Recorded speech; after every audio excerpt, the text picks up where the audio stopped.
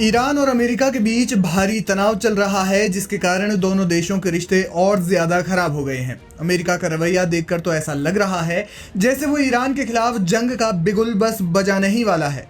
लेकिन इसी बीच ये सारा विवाद तेज हुआ परमाणु मसले पर बातचीत को लेकर। अमेरिकी सदर डोनाल्ड ट्रंप ने ईरान के supreme leader Ayatollah Ali Khamenei को परमाणु मसले पर बातचीत के लिए एक धमकी भरा पत्र भेजा, जिसे ईरान ने ठुकरा दिया।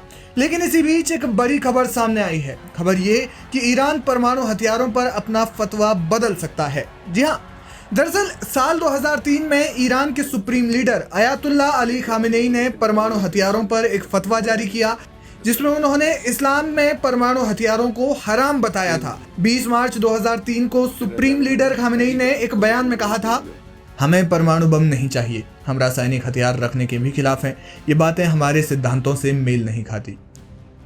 ये भाषण खामेनेई ने इराक पर अमेरिकी हमले के एक दिन बाद दिया। इसके बाद ईरान ने अपने दुश्मनों के आगे एक लकीर खींच दी कि ईरान किसी भी हाल में परमाणु हथियार नहीं बनाएगा।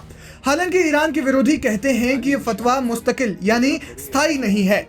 और अब सवाल उठ रहे हैं कि क्या सुप्रीम लीडर खामेनेई परमाणु हथियारों पर फतवे में बदलाव करेंगे। ऐसा इसलिए क्योंकि ईरान के पूर्व मंत्री अताउल्लाह मोहजरानी ने एक बयान में इसके संकेत दिए हैं। उन्होंने कहा कि सुप्रीम लीडर इस फतवे में बदलाव कर सकते हैं। उन्होंने इसके कई कारण बताए। अताउल्लाह मोहजरानी ने कहा, ईरान के सर्वोच्च नेता अयातुल्लाह सैयद अली खामेनेई मजहबी, सियासी और न्याय शास्त्रीय कारणों का हवाला देते हुए जौहरी हथियारों को बनाने पर रोक लगाने वाले अपने फतवे को बदल सकते हैं। अमेरिकी सदर डोनाल्ड ट्रंप की ईरान पर बमबारी करने की बार बार की धमकियों और नेतन्याहू के रुख के साथ इस उसूल को तब्दील करना तार्किक और जायज माना जा सकता है और इसे कौमी और क्रांतिकारी हितों की सेवा के रूप में ताबीर यानी व्याख्यायित किया जा सकता है। लेकिन ये बयान सिर्फ ईरान के पूर्व मंत्री ने ही नहीं दिया। रिपोर्ट्स बताती हैं कि ईरान की IRGC फोर्स या पासदाराने इस्लाम ने कथित तौर पर सुप्रीम लीडर से वजूदी खतरों यानी अस्तित्व संबंधी संकटों का मुकाबला करने के लिए फतवा रद्द करने की गुजारिश की है।